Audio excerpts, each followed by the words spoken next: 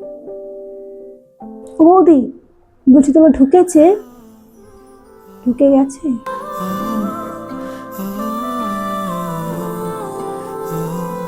কি হলো এত পড়াশোনা করে? একটা ফর্ম তো ফিল আপ করে দিতে পারলি না মায়ের?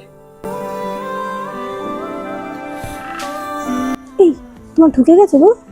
কিসে করেছিল, অনলাইনে না? এই তো ঢুকলো রে, ঢুকে গেল। মামাসিরও ঢুকে গেল, আমার ঢুকলো না। বলেছিলাম তোমাকে আমি, টাকা দাও, অনলাইনে গিয়ে ফিল আপটা করে আসি, তুমি করতে দিলে না আমাকে। এবার যদি টাকা না ঢুকেছে, তুমি আমাকে মাসে মাসে 3,000 টাকা করে দেবে।